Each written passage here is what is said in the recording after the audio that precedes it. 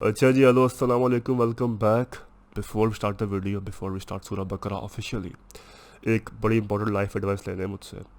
वो life advice ये है कि हम लोग अक्सर जो है ज़िंदगी में प्लानिंग कर रहे होते हैं, फोरकास्टिंग कर रहे होते हैं कि यार ये पेपर ख़त्म हो जाए, फिर छुट्टियों में ये करूँगा, यार ये जो भी आजमाइश या जो भी अभी ज़िंदगी में काम चल रहा है ये ख़त्म हो जाए तो मैं ये करूँगा, फिर उसके बाद ये करूँगा, इसके बाद ये करूँगा, इनके बाद मैं ये करूँगा, एक्सेट्रा एक्सेट्रा।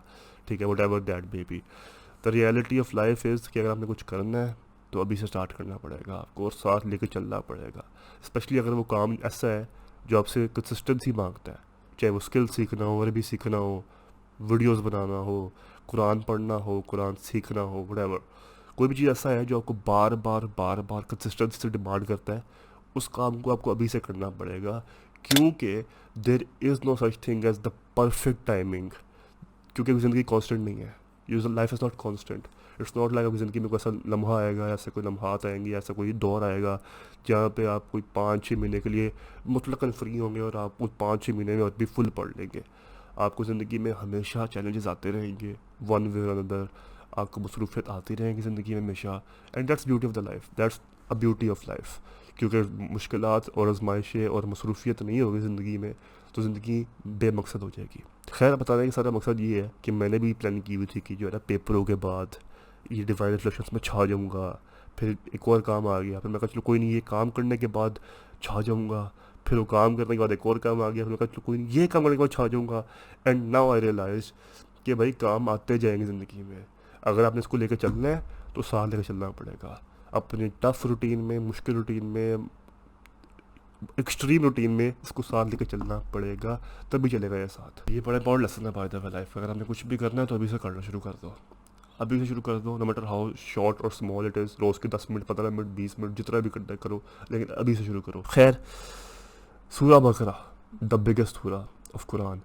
हमने से पहले सूरा फातिहा पढ़ी है। सूरा फातिहा पढ़ी भी है, रिफ्लेक्ट भी की है, नाकिस अपने इल्म के मुताबिक, अपने नाकिस ज़बान के मुताबिक। मेरी ज़बान रुकती है, नाकिस है, अटकती है, लुगदत है मेरी ज़बान में, लेकिन हमने फिर भी पढ़ लिया। कुछ वीडियोस बहुत मज़े की थी, कुछ बातें बहुत मज़े की थी, बहुत डीपली कनेक्ट हुई। कुछ बातों में मेरी आर्टिकुलेशन उतनी अच्छी नहीं हुई, अनफॉर्चुनेटली। कोई मसला नहीं है, अल्लाह खैर करेगा, कमज़ोर हूँ, नाकिस हूँ। खैर, अलिफ लाम मीम, अलिफ लाम मीम, अलिफ लाम मीम, ये आपकी औकात है। अलिफ लाम मीम ये दरवाज़ा है, ओपनर है सूरह फातिहा, ठीक है ना। ओपनिंग के बाद एंट्रेंस अलिफ लाम मीम है आपकी। अलिफ लाम मीम आपकी इंटेलेक्चुअल, ज़ाहिरी और बातनी औकात है कि जितने मर्जी डिग्रीज और जितने मर्जी तो अपने को प्रोफाउंड दिखाओ, समझो, बनो, तुम्हारी औकात ये है कि तुम्हें एक आयत और 3 हरूफ का मतलब नहीं पता एज इंसान। और ये मुतलक है, लोगों ने निकाले हुए हैं, कुछ लोगों ने अपनी अपनी स्टाइल निकाले हुए हैं। कुछ लोग कहते हैं अलिफ लाम मीम जो है वो अलिफ से अल्लाह, मीम से मोहम्मद सल्लल्लाहु अलैहि वसल्लम, और लाम जो है वो हज़रत जिब्राइल। लेकिन एक बड़ी खूबसूरत बात है, and I will say it, कि जितना भी अल्लाह की हिकमत में हम घुसेंगे ना, अल्लाह ताला की हिकमत को डी कोड करने ले जाएंगे, उतना हम अपनी नाकस इल्मी और जहालत को एक्सपोज करेंगे। ठीक है ना, क्योंकि the more we try to deep dive into how intellectual we are, the more we expose ourselves as not so intellectual और इग्नोरेंट। खैर, तो अलिफ लाम मीम औकात है आपकी, ये हमारी इंटेलेक्चुअल औकात है। और ये हमें ह्यूमिलिटी सिखाती है, आजी सिखाती है कि जितने मर्जी तुम प्रोफेसर हो, साइंसदान हो, आलिम हो, फाजिल हो, मुफ्ती हो, जो मर्जी हो, तुम्हें 3 हरूफ का मतलब नहीं पता। ठीक है ना, और जो मर्जी जो उन्होंने मतलब निकाला है वो भी नाकिस है, क्योंकि अल्लाह और उसके नबी ने नहीं बताया हमें। तो ये पर्दा है। ठीक है। दूसरी चीज़ ये है, इसका एक और मतलब भी है, इसका और एक और मानी ये भी है कि आपको पता ही हो शायद, अरबी में जो 3 हरूफ होते हैं इनको कहते हैं रूट वर्ड्स। और हर हरूफ के मिनिमम 3 होते हैं रूट वर्ड्स।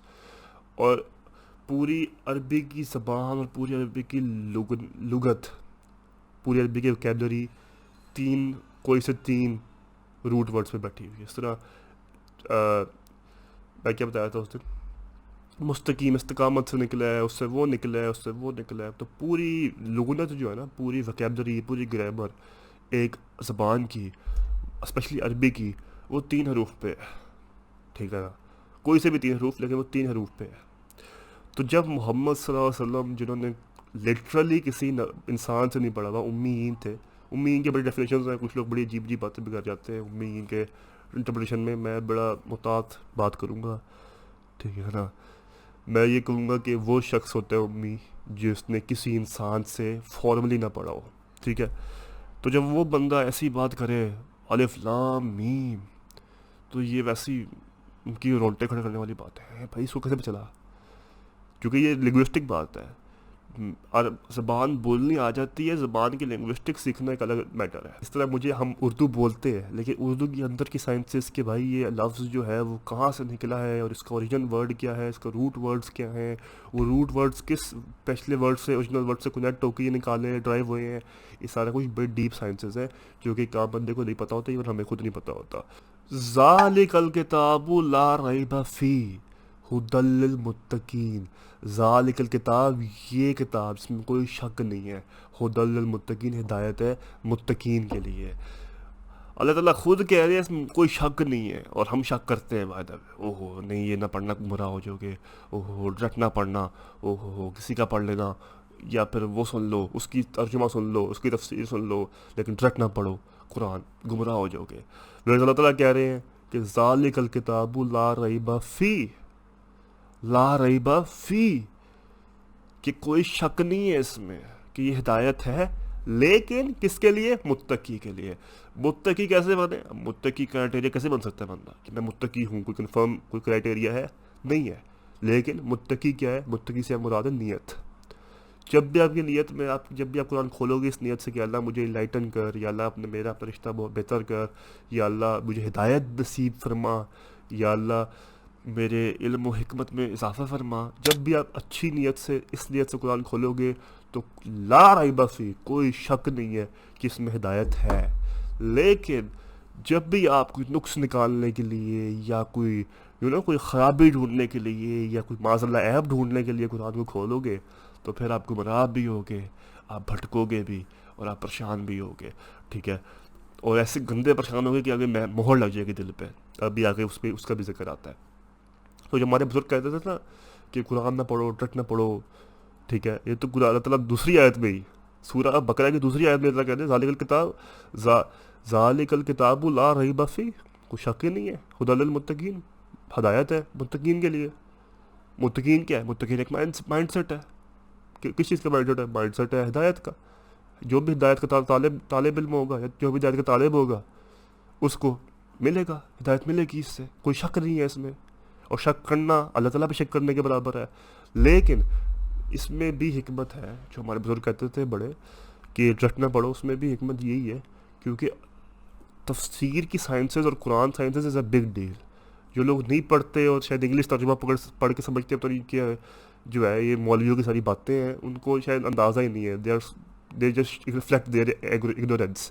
क्योंकि एक मुफस्सर बनने के लिए, एक कुरान को प्रॉपर तरीके से इंसानी लिमिटेशंस को मद्देनज़र रखते हुए समझने के लिए, आपको मिनिमम 15 अलूम में मास्टरी चाहिए, 15 अलूम में मास्टरी चाहिए, ठीक है। उसके बाद आप अरबी कुरान को थोड़ा समझने के काबिल होते हो, वो भी इंसानी लेवल पे, ठीक है। तो ऐसा है, ऐसा इसमें कोई शक नहीं है कि कुरान में ऐसी आपको आयत मिलेंगी जो आप परेशान करेंगी, जो आपको थोड़ा सा ना वो इश्कालात डालेंगी आपके जहन में, क्यूरियस करेंगी। लेकिन गोल क्या है, गोल हमेशा यही है कि मुत्तकीन की तरह कुरान पढ़ना है। मुत्तकीन की तरह कुरान क्या पढ़ना है, मुत्तकीन की तरह कुरान इसलिए पढ़ना है, इस तरह पढ़ना है कि या अल्लाह जो मुझे समझ आ रहा है वो तो बेहतरीन, जो नहीं समझ आ रहा कोई मसला नहीं है, या तो मैं पूछ लूँगा किसी बड़े से। माइंड सेट कीजिए, it's all at the end of the day Quran आपको भटका भी सकता है, और कुरान आपको हिदायत भी दे सकता है। हिदायत की नीयत से आओगे तो हिदायत मिलेगी। हिदायत की नीयत क्या है, माइंड सेट क्या है हिदायत का? हिदायत का माइंड सेट यही है कि अल्लाह हिकमत और हिदायत के लिए मैं आ रहा हूँ। जो चीज़ मुझे समझ आ रही है गुड फॉर मी, ठीक है ना। जो चीज़ नहीं समझ आ रही वो है हक की, वो है सच्ची, लेकिन मुझे समझ नहीं आ रही, मैं इसको समझने की कोशिश करूँगा। बस ये हिदायत का माइंड सेट है। तो अगर आप इस माइंड सेट से हो तो गुड फॉर यू। इस माइंड सेट से नहीं आ रहे तो फिर फंसोगे भी, फिर गुमराही में भी जाओगे, शायद अल्लाह ताला मोहर ही लगा है तुम्हारे दिल में। तो अल्लाह ताला हम सबको हिदायत नसीब फरमाए। आई थिंक इतने काफ़ी है आज के लिए। बाकी कुरान लाज़िम पढ़ा करें, कुरान पढ़ना जो है, Quran is the main source of everything, ठीक है, everything which connects you to your purpose, everything which connects you to your existence। तो कुरान पढ़ें, लेकिन मुत्तकी की तरह पढ़ें, मुत्तकी माइंडसेट की तरफ से पढ़ें। मुत्तकी माइंडसेट से पढ़ेंगे तो फिर ला रैब फी, कोई शक नहीं है कि हिदायत मिलेगी मिलेगी। I will see you guys next time इंशाल्लाह। और आप इंस्टाग्राम पे मैं फॉलो करें, इंशाल्लाह लाइव आना शुरू कर रहा हूँ मैं वहाँ पे, डिवाइन रिफ्लेक्टर्स के नाम से पेज है हमारा। फेसबुक ग्रुप नहीं ज्वाइन किया आपने, ज्वाइन करें। और उसके अलावा you can follow me personally on my socials and I will see you in the next video इंशाअल्लाह।